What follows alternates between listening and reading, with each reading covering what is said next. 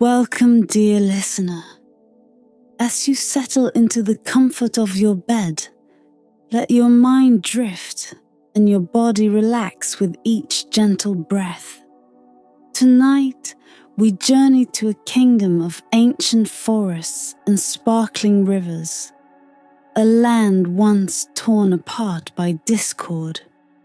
But within this realm, a young prince named Alaric embarks on a quest to restore peace and unity, guided by the light of the golden pendant.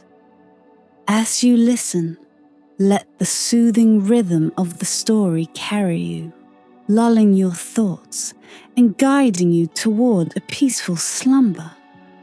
Close your eyes, breathe deeply, and let the magic of the tale lead you to rest.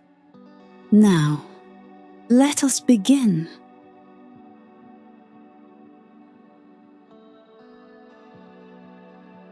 Once, in a kingdom of great splendor, there existed a land where rivers sparkled like jewels and forests whispered ancient secrets.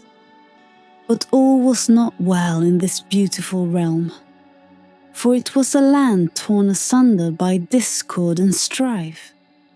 The kingdom, once united under a wise and just king, had fallen into ruin after his untimely passing.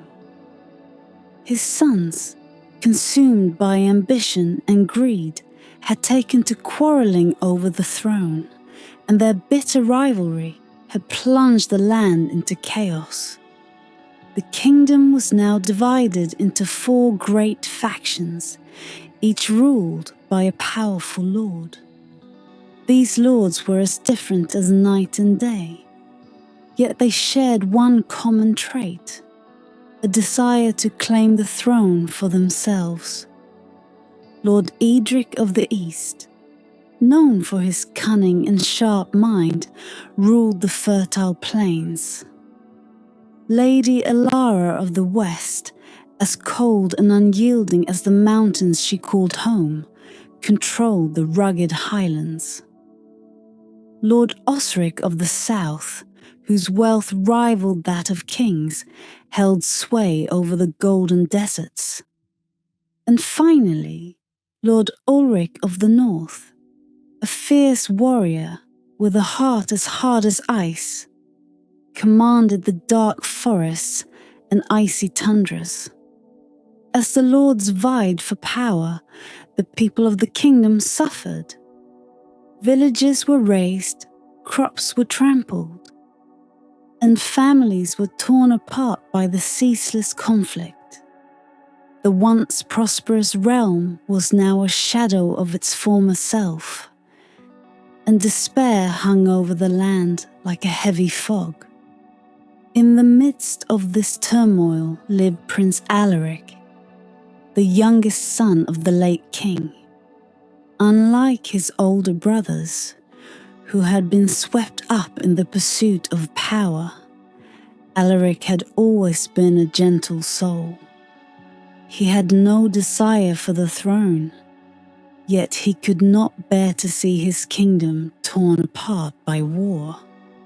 From his childhood, he had been taught the ways of peace and diplomacy, and his heart ached for the suffering of his people. One evening, as the sun dipped below the horizon, painting the sky in hues of crimson and gold, Alaric stood on the balcony of his father's castle. The castle, once a symbol of unity and strength, now stood empty and desolate, its halls echoing with memories of a happier time. Alaric gazed out over the lands that were rightfully his, but which now lay in ruins. As he watched the sun disappear, a sense of hopelessness washed over him. The kingdom was in tatters, and no matter how hard he tried, he could see no way to mend it. "What use is a prince?" he murmured to himself. if he cannot even protect his own people? That night, as Alaric lay in bed, sleep eluded him. He tossed and turned, his mind filled with thoughts of the kingdom's plight. It was in the darkest hour of the night that something strange occurred. A soft, glowing light filled his chamber, and from the light emerged a figure, a woman, old as time itself, with eyes that seemed to hold the wisdom of the ages. "Prince Alaric," she spoke, her voice as gentle as the evening breeze. "Do not despair, for there is hope yet for your kingdom." Alaric, though startled, felt a sense of calm wash over him in the woman's presence. "Who are you?" he asked, sitting up in bed. "I am but a messenger," the woman replied, "and I have come to guide you. There is a prophecy, long forgotten, that speaks of a way to unite the warring factions of this land. In the heart of the ancient forest lies the golden pendant of unity, an artifact of great power. Only one who is pure of heart and intent may wield its magic to bring peace to the realm." The old woman's words filled Alaric with a sense of purpose he had not felt in years.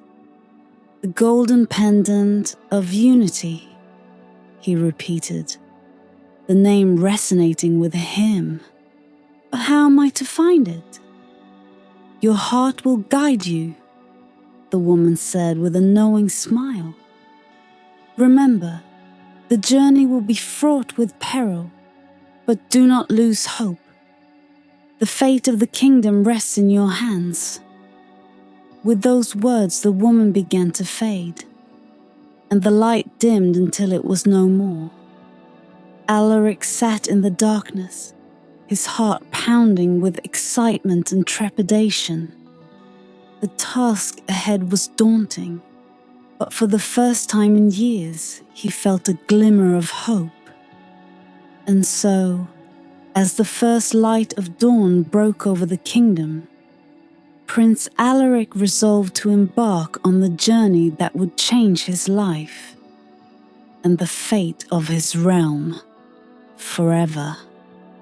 As dawn's first light crept into Prince Alaric's chambers, he awoke with a sense of determination that had long eluded him. The vision of the mysterious old woman and her prophetic words lingered in his mind, igniting a spark of hope amidst the pervasive gloom that had settled over the kingdom. Alaric knew that the path ahead would be arduous, but the weight of his people's suffering pressed upon his heart, urging him to act. He rose from his bed and gazed out the window at the sprawling kingdom below. The sun illuminated the fractured lands, revealing the stark divisions that now defined his realm. The fertile plains to the east, the rugged highlands to the west, the golden deserts to the south, and the dark forests to the north, all under the control of the warring lords. Alaric understood that uniting these factions was no small feat, but the prophecy offered a beacon of hope. Alaric summoned his loyal advisor, Sir Cedric, a knight of unwavering loyalty and wisdom. Cedric had served the royal family faithfully for many years, and his counsel had often steered the prince through turbulent times. As Cedric entered the room, Alaric shared the details of his dream and the prophecy that had been revealed to him. "Sir Cedric," Alaric began, his voice steady, yet filled with urgency, I believe it is my destiny to seek out the golden pendant of unity. The old woman spoke of a prophecy, and I feel compelled to fulfill it for the sake of our people." Cedric listened intently, his expression thoughtful. "Your Highness, the journey you propose is fraught with peril. The ancient forest is said to be enchanted, home to creatures both wondrous and dangerous. Moreover, the lords are unlikely to welcome any attempt to unify the realm, especially one that challenges their claims to power." Alaric nodded, acknowledging the risks. "I am aware of the dangers, Cedric, but I cannot stand by while our kingdom falls apart. If the pendant truly has the power to unite us, then it is a chance worth taking."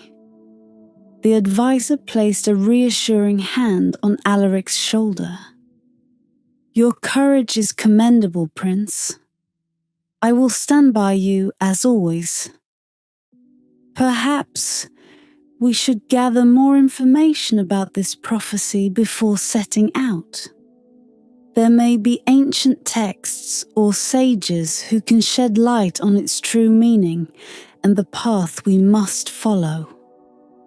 Determined to gather all necessary knowledge, Alaric and Cedric descended to the castle's grand library, a vast repository of the kingdom's history and lore. The library was a silent sanctuary, its towering shelves laden with tomes and scrolls that chronicled generations past. Alaric felt a sense of reverence as he approached the section dedicated to ancient prophecies and magical artifacts. After hours of meticulous searching, they uncovered a dusty, leather-bound manuscript that seemed to emanate a faint, golden glow. The book was titled Legends of Unity and Harmony, and its pages were filled with intricate illustrations and elegant script. Alaric carefully opened the manuscript, revealing a passage that mirrored the words spoken by the old woman in his dream. "In the heart of the ancient forest lies the golden pendant of unity, a relic of immense power. Only the pure of heart and true in intent shall possess its magic, bringing together the divided and mending the fractured. The bearer must journey through trials of wisdom, strength, and compassion, proving their worthiness to lead with justice and grace." Alaric felt a surge of clarity. The prophecy not only spoke of the pendant's existence, but also outlined the challenges he would face in obtaining it. The trials of wisdom, strength, and compassion hinted at the virtues he must embody to succeed in his quest. Cedric studied the manuscript with keen interest. "This confirms what the old woman conveyed. The trials will test every facet of your character, ensuring that only a worthy leader can harness the pendant's power. We must prepare ourselves for what lies ahead." Alaric closed the book, a resolute fire burning in his eyes. "Then we have no time to lose. We must begin our preparations immediately. The longer we wait, the deeper the divisions will grow, and the harder it will be to bring peace." Over the next few days, Alaric and Cedric made meticulous plans for their journey into the ancient forest. They gathered supplies, consulted maps, and sought counsel from the kingdom's most knowledgeable scholars. Alaric knew that success would require not only courage, but also wisdom and strategic thinking. On the eve of their departure, Alaric stood once more on the castle balcony, the same place where his dream had first awakened his mission. The moon cast a silvery glow over the land, illuminating the path he was about to take. He took a deep breath, feeling the weight of responsibility settle upon his shoulders, yet also a newfound sense of purpose. As he looked out into the night, the stars seemed to whisper promises of hope and unity. Alaric was no longer just a prince yearning for peace. He was a beacon of that peace, destined to embark on a quest that could restore harmony to his fractured realm.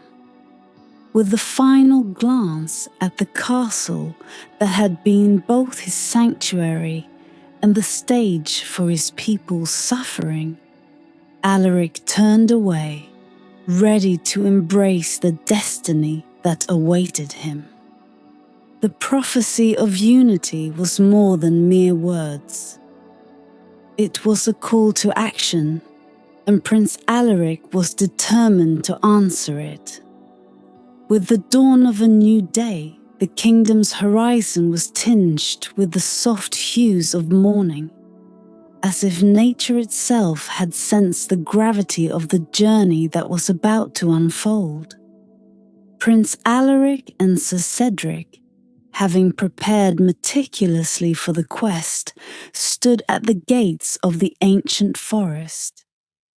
The dense woodlands loomed before them, a labyrinth of towering trees and shadowed paths that whispered of both danger and mystery.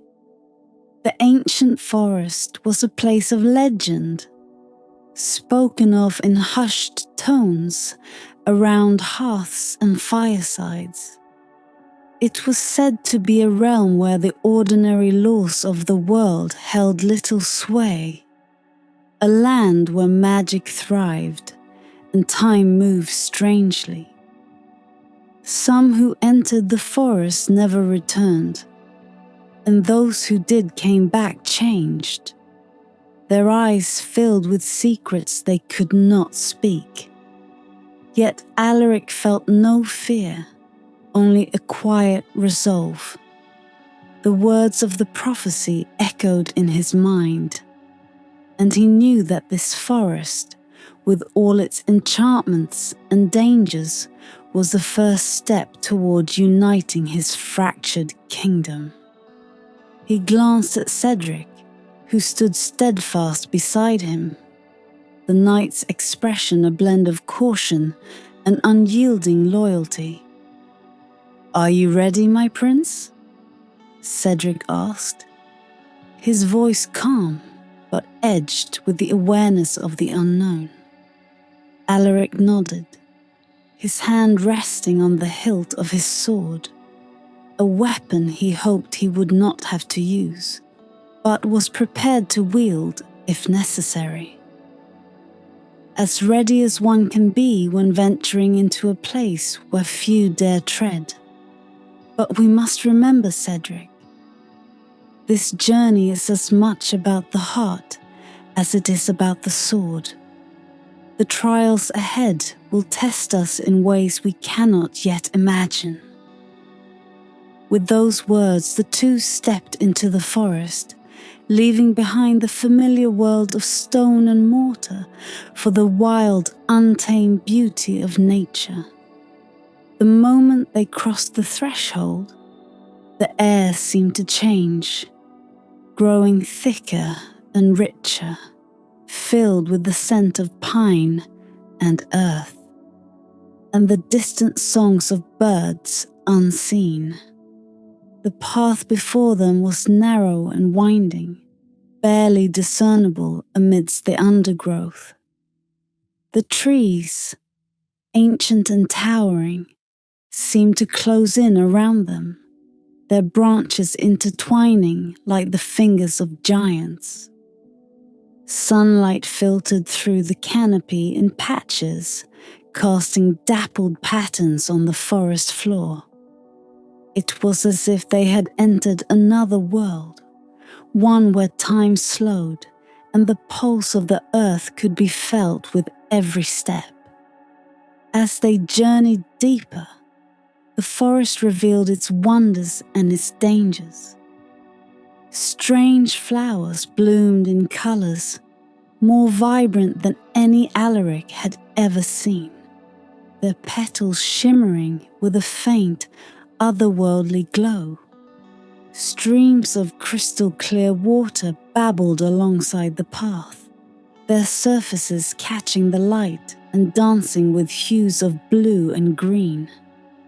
Yet, there were also signs of the forest's more perilous side.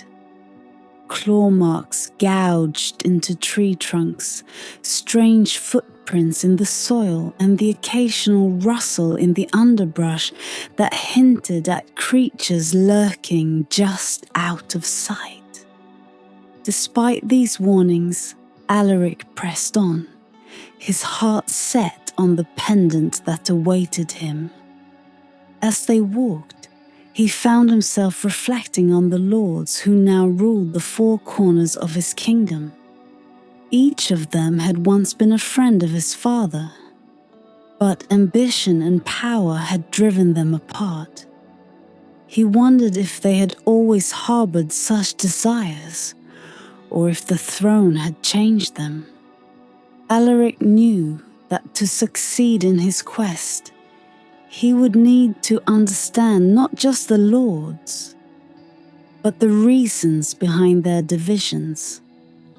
As the day wore on, the forest began to grow darker, the trees thicker, and the path more difficult to navigate. They had been traveling for hours, and fatigue began to weigh on their limbs. Alaric could sense the forest testing them, as if gauging their determination. But the prince was undeterred. He knew that this was only the beginning. Finally, as the last light of day began to fade, they came upon a clearing, a small, serene glade bathed in the soft glow of twilight. In the center of the glade stood an ancient oak, its trunk wide and gnarled, with roots that seemed to stretch deep into the earth's heart. It was here, Alaric sensed, that their journey into the true depths of the forest would begin. "We'll rest here for the night," Alaric said, lowering his pack to the ground. "Tomorrow, we'll venture deeper. The pendant lies within this forest, and so too do the trials that will test us."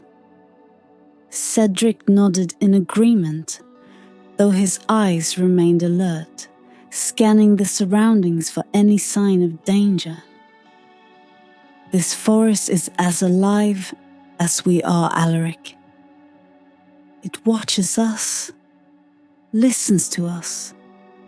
We must be vigilant." As they made camp, Alaric looked up at the stars beginning to appear overhead, their light twinkling through the canopy. He wondered if they had guided others before him on this same journey, if the pendant had ever been found, and what became of those who sought it. With a final glance at the ancient oak, Alaric lay down to rest, his heart filled with a mixture of anticipation and resolve. The journey had only just begun, and the trials that lay ahead would demand all of his strength, wisdom, and compassion. But for the sake of his people, he would face them all. for he knew that the fate of the kingdom rested on his success. The first rays of dawn broke through the dense canopy of the ancient forest, casting a soft golden light over the clearing where Prince Alaric and Sir Cedric had made their camp. The night had passed without incident, but both men knew that the true challenges of their journey were yet to come. As they packed their belongings and prepared to move deeper into the forest, a sense of anticipation hung in the air. The path before them was less clear now, as if the forest itself was challenging their resolve to continue. The trees grew thicker, their branches twisting and intertwining like the gnarled fingers of old crones, creating a labyrinth of shadows. The air was thick with the scent of moss and earth, and the sounds of the forest, birds calling, leaves rustling, and the distant murmur of a hidden stream, seemed to blend into a single continuous whisper. As they ventured further, the forest began to change. The trees took on an otherworldly quality, their bark shimmering with a faint iridescence, and the undergrowth glowed softly in shades of emerald and sapphire. The path grew more difficult to follow, and soon it disappeared altogether, leaving them to navigate by instinct alone. It was then that they came upon the first of the trials, the trial of wisdom. Before them stood a great stone archway, covered in ancient runes that glowed with a soft blue light. The air around the archway was thick with magic, and Alaric could feel it pulsing like a heartbeat. "This must be the first trial," Cedric said, his voice hushed in awe.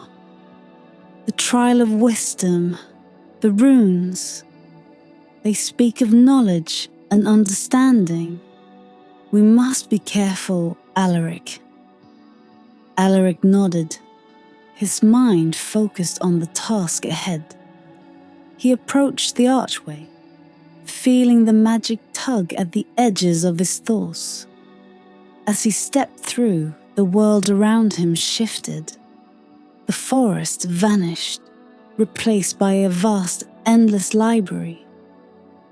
Shelves upon shelves of books stretched out in every direction, filled with volumes on every subject imaginable. It was a place of infinite knowledge, but also of great challenge. A voice echoed through the library, deep and resonant, filling the air with its authority. "To pass the trial of wisdom, you must find the answer to a single question. What is the true nature of unity?" Alaric looked around, feeling a sense of urgency. The library was immense, and the answer could be hidden anywhere. He began to search, pulling books from the shelves and scanning their pages. But each one left him with more questions than answers. Time seemed to slip away as he searched, the vastness of the library pressing down on him. But then, as he paused to catch his breath, Alaric remembered the lessons his father had taught him when he was a child. Unity, he realized, was not something that could be found in books alone. It was a matter of the heart, of understanding and compassion. With this realization, Alaric spoke aloud, his voice steady and sure. "The true nature of unity is not found in power or knowledge alone, but in the bonds of trust, empathy, and shared purpose. It is the understanding that we are stronger together than apart. As the words left his lips, the library began to fade, the shelves and books dissolving into mist. The stone archway reappeared before him, the runes glowing brightly as if in approval. Alaric had passed the trial of wisdom. Cedric, who had been waiting anxiously on the other side of the archway, rushed to Alaric's side as he emerged. "You did it, Alaric! You've passed the first trial." Alaric nodded, though his mind was still turning over the experience. The trial had been a test not just of knowledge, but of understanding the deeper truths of leadership and unity. He knew that the trials ahead would demand even more of him, but this first success filled him with a new determination. They continued their journey, the forest seeming to grow even more enchanted as they pressed on. It wasn't long before they came to the second trial, the trial of strength. Before them stood a massive boulder, blocking their path entirely. The boulder was too large to move and too heavy to lift, its surface rough and unyielding. Alaric knew instinctively that this trial was not just about physical strength, but about the strength of character and will. He remembered the lessons of the first trial, and he knew that brute force would not be enough. He would need to draw on the strength within himself, the strength of purpose, of his desire to bring peace to his kingdom. As Alaric approached the boulder, he placed his hands on its cold surface and closed his eyes. He focused on his goal, on the unity he sought to bring to his people. He imagined the boulder not as an obstacle, but as a symbol of the divisions that plagued his kingdom. Slowly, with great effort, he began to push. To Cedric's amazement, the boulder began to move. Inch by inch, it rolled aside, revealing a clear path beyond. Alaric's strength, born of his resolve and compassion, had seen him through the second trial. Breathing heavily, Alaric turned to Cedric with a weary smile. 2 trials passed. 1 more to go. Cedric nodded, his respect for the prince growing with each step they took. The final trial will test your heart, Alaric, but I have no doubt that you will succeed. You are destined to bring unity to our land. With the boulder behind them and the final trial ahead, Alaric and Cedric pressed on, deeper into the forest that held both their destiny and the key to the kingdom's future. The golden pendant of unity awaited. But first, Alaric would need to face a trial of compassion, a trial that would test the very core of his being. The forest grew quieter as Prince Alaric and Sir Cedric moved deeper into its enchanted heart, the air thick with an almost palpable sense of anticipation. The final trial lay ahead, the trial of compassion. Though Alaric had proven his wisdom and strength, this last test would challenge the very essence of his character, the part of him that cared deeply for the people of his realm. As they walked, the trees began to thin, and the dense undergrowth gave way to a soft, moss-covered clearing, bathed in a gentle golden light. In the center of the clearing stood a solitary figure, an old man hunched over with age, his back bent as if burdened by an invisible weight. His clothes were tattered, and his hands trembled as they clutched a gnarled wooden staff.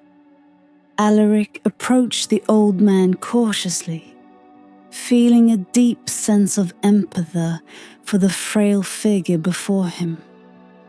"Good sir," Alaric called out, his voice kind and gentle.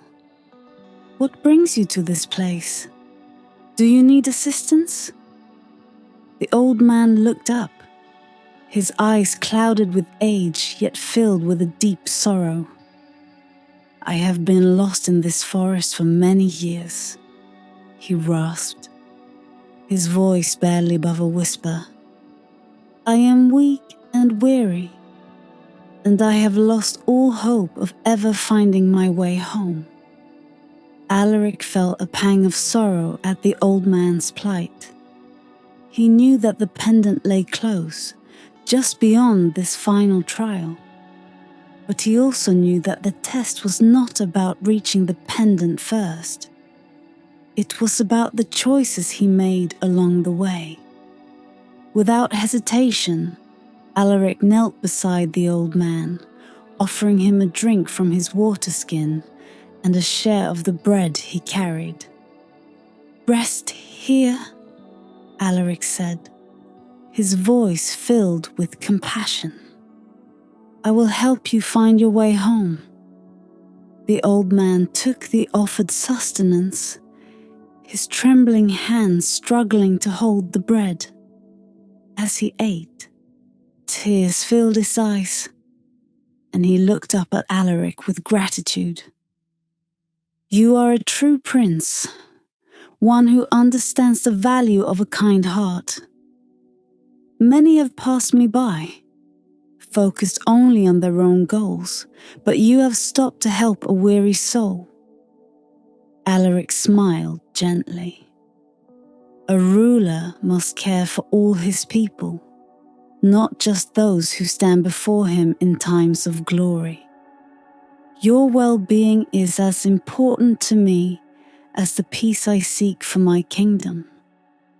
As the old man finished eating, he stood a little straighter, the weight of his years seeming to lift ever so slightly. "You have passed the trial of compassion, Prince Alaric. The power of the golden pendant of unity is not just in its ability to bring factions together, but in its ability to inspire true empathy and care for others. Only one who understands the value of every life can wield this power." With those words, the old man began to transform. The frail figure faded, and in his place stood a radiant being of light, a guardian of the forest, one who had watched over the trials for centuries. His presence filled the clearing with warmth and serenity, and Alaric knew that he had completed the final trial. "Prince Alaric," the guardian said, his voice now resonant and filled with ancient wisdom. "You have proven yourself worthy.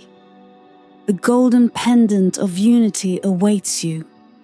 But remember, the power it bestows must be used not just to unite your kingdom, but to maintain the bonds of compassion and understanding you have shown here today."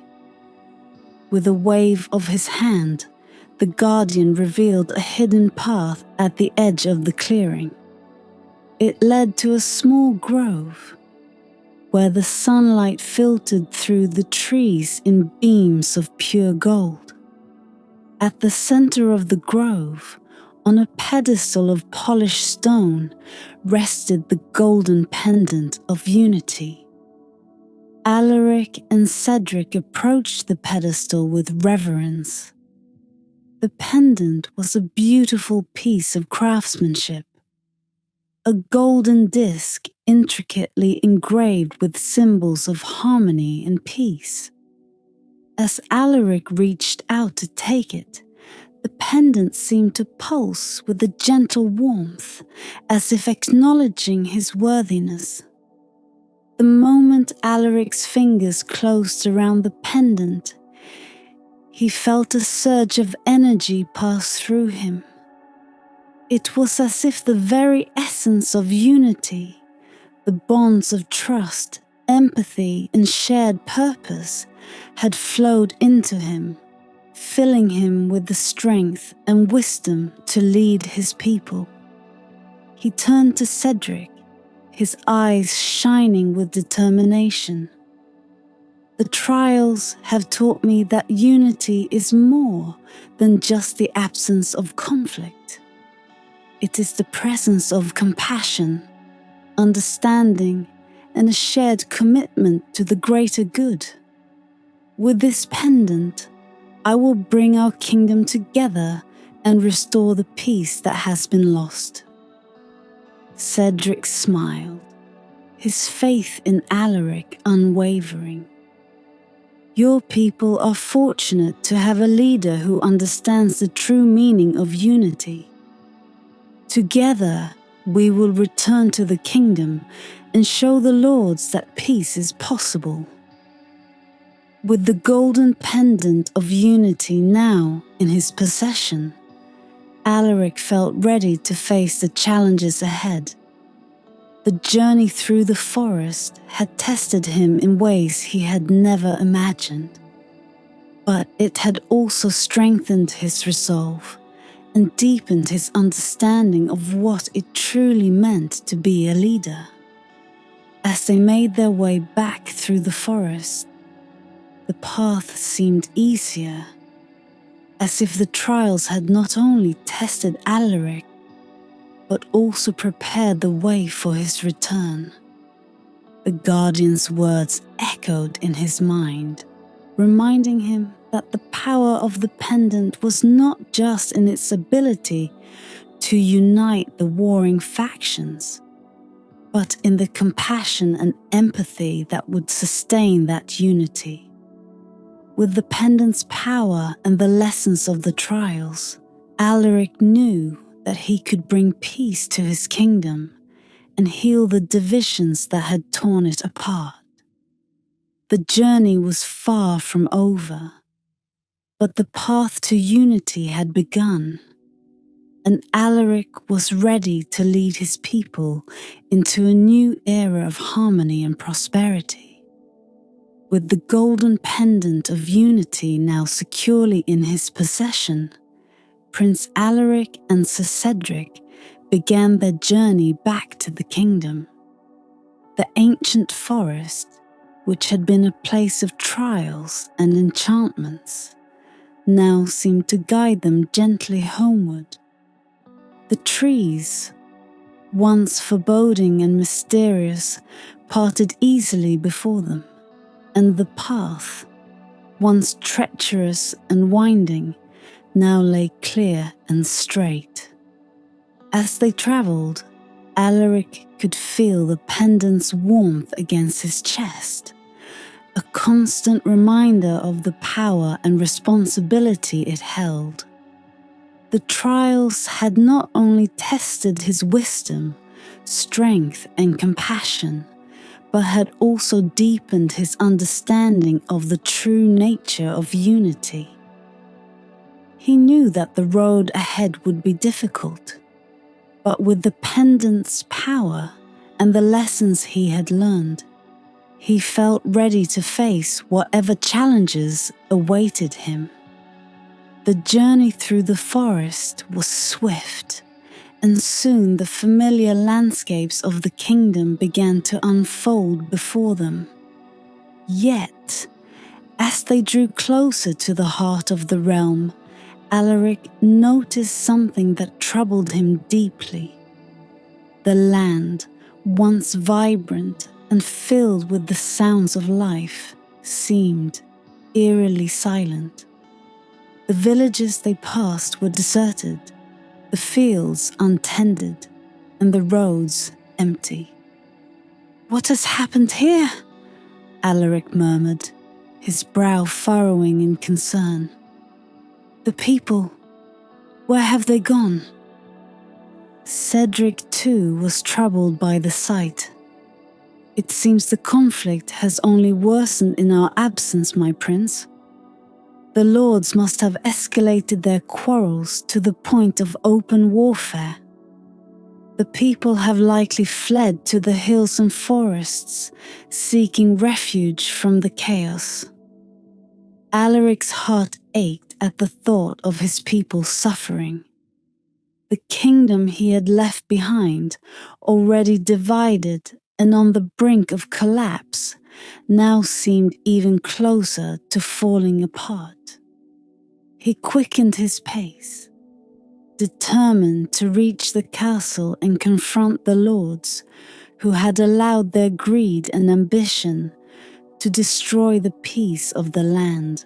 As they approached the capital, the scale of the devastation became painfully clear. Smoke rose from the distant hills where battles had been fought, and the once proud city walls were scarred with the marks of siege weapons. The gates of the castle stood ajar, and there was no sign of the usual guards who had once kept vigilant watch. Alaric and Cedric entered the castle courtyard, which was eerily quiet. The banners of the four lords, once symbols of their power and pride, hung limp and tattered. The castle, which had once been a place of grandeur and unity, now felt like a hollow shell, echoing with the remnants of conflict and strife. Without hesitation, Alaric made his way to the great hall, where he knew the lords would be gathered. As he entered, he was greeted by the sight of the four lords, each standing apart from the others, their faces grim and filled with suspicion. Lord Edric of the East, Lady Ilara of the West, Lord Osric of the South, and Lord Ulric of the North. Each had come, not out of loyalty or respect, but out of a desire to see the conflict resolved on their terms. The lords turned to face Alaric as he entered, their eyes narrowing with a mixture of curiosity and wariness. They had not expected the prince to return, and certainly not with the aura of confidence and authority that now surrounded him. "Prince Alaric," Lord Ulric spoke first, his voice cold and sharp. "You return to a kingdom on the brink of ruin. What do you intend to do about it?" Alaric stepped forward, his hand resting on the golden pendant of unity, which glowed faintly as if sensing the tension in the room. "I have returned to restore peace and unity to this land," Alaric declared, his voice firm but filled with the compassion that had guided him through his trials. "The time for division and conflict has ended. I bring with me the power of the golden pendant of unity, a power that can heal the wounds of this kingdom if we choose to embrace it." The lords exchanged uneasy glances, their hands instinctively moving toward the hilts of their swords. They were not accustomed to being challenged, least of all by a prince who had previously shown no desire for power. But there was something in Alaric's demeanor, something in the way he carried himself, that gave them pause. What makes you think we will simply lay down our arms and follow you? Lady Elara demanded, her voice as cold as the mountains she ruled. We have fought for our rights, for our people. Why should we trust you to lead us now? Alaric met her gaze without flinching. Because the power I hold is not just the power to unite, but the power to understand, to listen, and to care for each and every one of you and your people. The pendant does not command obedience. It inspires it through the bonds of trust and compassion. I do not ask you to follow me out of fear, but out of a shared desire to rebuild our kingdom together. He then lifted the pendant, allowing its golden light to fill the room. The warmth and brilliance of the pendant's glow seemed to soften the hard lines on the Lord's faces, and for the first time in years, they hesitated. The pendant's magic reached into their hearts, reminding them of the days before the conflict, when they had been allies and friends, united under a common banner. The silence in the great hall was profound as the lords contemplated Alaric's words. The prince could see the conflict in their eyes, the struggle between their desire for power and the yearning for the peace they had lost. Slowly, one by one, the lords began to lower their hands from their weapons, the light of the pendant reflecting in their eyes. The walls of division that had kept them apart for so long began to crumble, replaced by a tentative but growing understanding. Alaric knew that the road to peace would not be easy, but this moment marked the beginning. With the golden pendant of unity, he had planted the seed of reconciliation, and now it was up to all of them to nurture it and let it grow.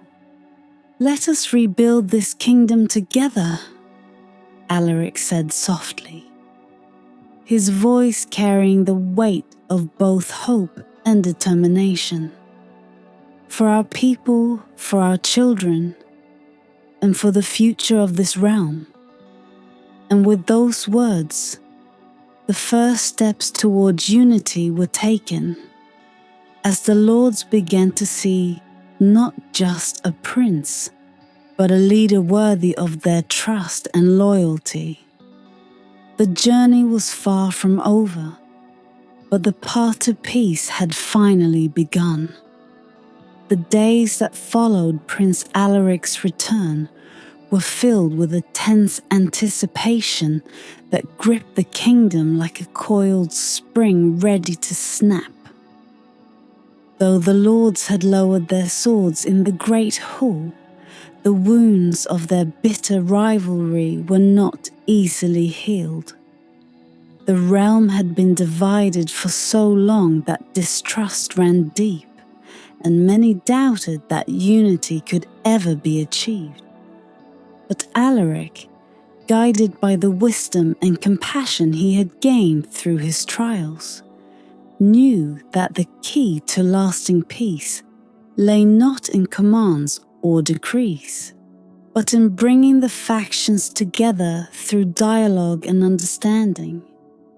The golden pendant of unity had the power to inspire such unity, but it would require patience and perseverance to unlock its full potential. With this in mind, Alaric sent out messengers to every corner of the kingdom, inviting the lords and their followers to a grand council. The council was to be held in the castle's great hall, the very place where the kingdom's fate had been decided in years past. This time, however, it would not be a place of conflict, but a place where peace could take root and grow. The lords, though wary, accepted Alaric's invitation, each arriving with their retinues in tow. Lord Edric of the East brought his advisors, known for their cunning and intellect. Lady Ilara of the West arrived with her knights, their armor gleaming like the snowy peaks of her mountain stronghold. Lord Osric of the South was accompanied by his wealthy merchants and artisans, while Lord Ulrich of the North came with his hardened warriors, their faces set in grim determination. As they entered the great hall, the atmosphere was thick with tension. The lords exchanged guarded glances, their hands never straying far from their weapons. Alaric, standing at the head of the table, felt the weight of their mistrust, but he also sensed the faint glimmer of hope that had brought them here. "Welcome, my lords and lady," Alaric began, his voice calm yet resonant with authority. "We gather here today not as enemies, but as leaders who share a common goal: to restore peace and prosperity to our kingdom. The golden pendant of unity," he continued, placing the pendant on the table where its golden light could be seen by all, "has the power to heal the divisions among us, but it cannot do so alone. It requires our willingness to listen, to understand, and to work together." There was a murmur among the lords, a mix of skepticism and curiosity. Lord Osric, his sharp eyes fixed on the pendant, was the first to speak. "The pendant may have power, but it cannot erase the wrongs we have suffered. My lands have been ravaged, my people displaced. How can we trust that our interests will be protected if we lay down our arms?" Alaric met his gaze evenly. "I do not ask you to forget the past, Lord Osric, but to see beyond it. Each of you has suffered in this conflict, and each of you has grievances that must be addressed. That is why we are here, to find a path forward that honors all our people, not just those who are loyal to us individually."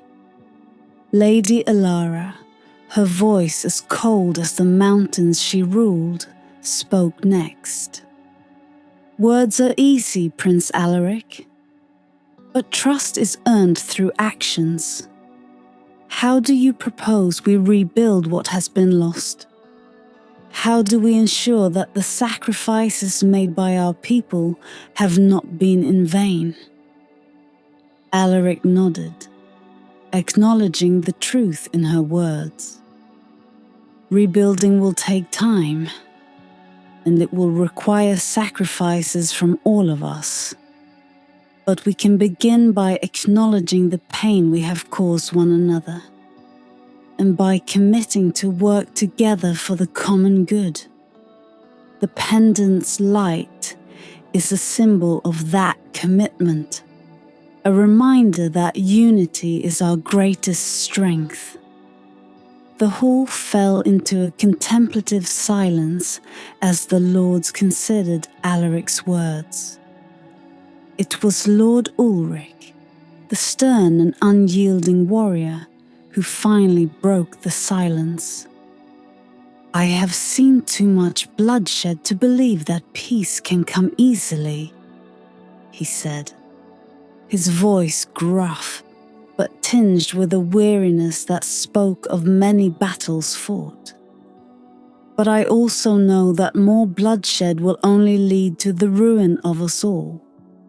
If this pendant can truly help us find a way forward, then I will give it a chance." One by one, the other lords voiced their reluctant agreement. The old grudges and grievances hadn't vanished, but the possibility of a future without war was a powerful incentive. Alaric could see the flicker of hope in their eyes, and he knew that the time had come to take the next step.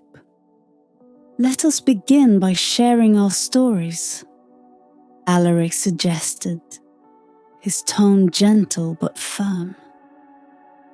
"Let us speak of the losses we have endured, the hopes we have for our people, and the future we wish to build. Only by understanding one another can we find the common ground needed to unite this kingdom." And so, the lords began to speak, their voices hesitant at first but gradually gaining strength as they shared their fears, their losses, and their dreams for a better future. The golden pendant of unity glowed softly on the table, its light reflecting in the eyes of those who gathered around it. The magic of the pendant was not in its ability to command, but in its power to open hearts and minds to the possibility of peace. As the hours passed, the tension in the room began to ease, replaced by a fragile but growing sense of understanding. The lords who had once been rivals began to see each other not as enemies, but as fellow leaders who had a shared responsibility to their people. It was a small beginning, but it was a beginning nonetheless. By the time the council ended, the first seeds of unity had been sown. The lords had agreed to a temporary truce, a commitment to work together to rebuild the kingdom and to seek out solutions that would benefit all. It was a tentative step, but it was a step in the right direction. As the lords departed the castle, Alaric felt a sense of cautious optimism.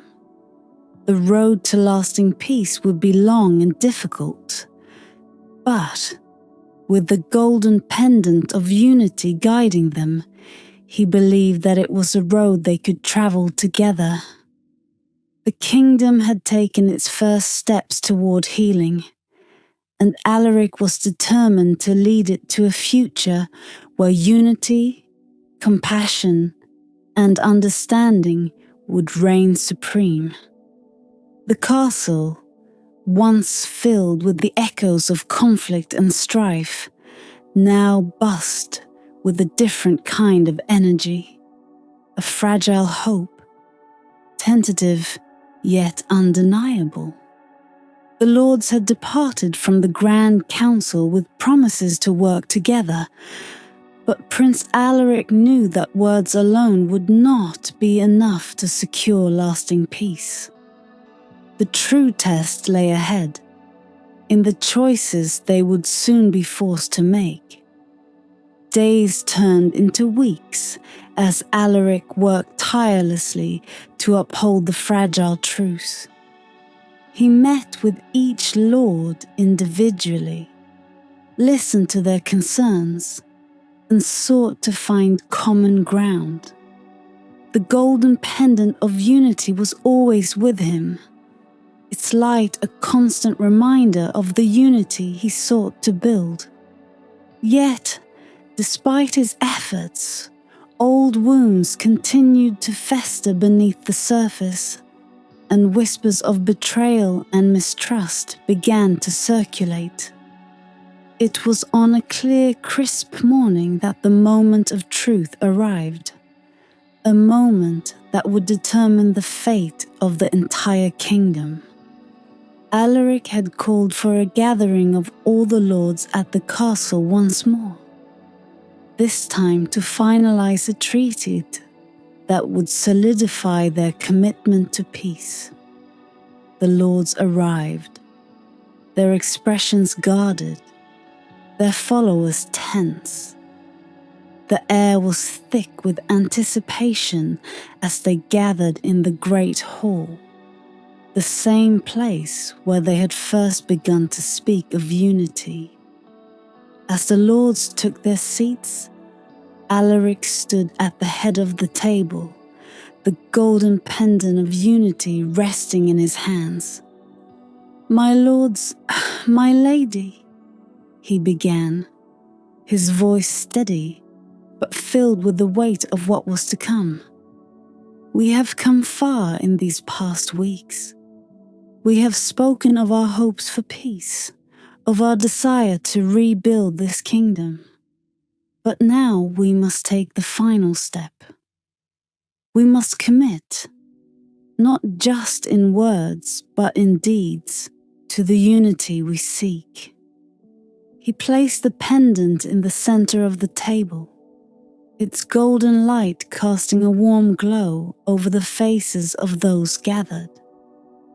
This pendant is a symbol of our shared purpose, a reminder that we are stronger together than apart. Today, I ask each of you to pledge your loyalty, not just to me, but to the kingdom we wish to rebuild. Let us sign this treaty and begin the work of healing our land. For a moment, there was silence. Then Lord Edric of the East, ever the cunning strategist, leaned forward. "Prince Alaric, your intentions are noble. But what guarantee do we have that this unity will last? What assurance do we have that the sacrifices we make today will not be in vain?" Alaric met his gaze without flinching. "There are no guarantees in life, Lord Edric. But there is hope. The sacrifices we make today are not for ourselves, but for the generations to come. If we do not take this step now, we condemn our children to a future of endless war and suffering. We must choose unity because it is the right path, not because it is the easy one." Lady Alara of the West, her icy demeanor softened by the pendant's light, spoke next. "I have seen the devastation of war, the loss of lives, the ruin of families. I do not wish to see it continue.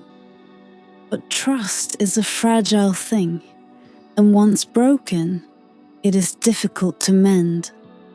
How do we know that this treaty will not be broken as easily as it is signed?" Alaric took a deep breath, knowing that the next words he spoke would be the most important of his life. "You ask for trust, and trust must be earned. I offer you my life as a pledge of that trust. If any of you believe that I have acted in bad faith, that I have sought to deceive you or betray our cause, I will relinquish my claim to the throne. I will step aside and let another lead. My only desire is for peace, and I will sacrifice all I have to achieve it." The lords were stunned into silence by Alaric's words. The offer was more than they had expected, more than they could have imagined. To relinquish the throne was to relinquish power, and power was not easily given up. Yet Alaric's sincerity was undeniable, and the light of the golden pendant of unity seemed to pulse in response to his pledge, filling the room with a sense of calm and reassurance. Lord Osric of the South, the wealthiest of the lords, was the first to rise.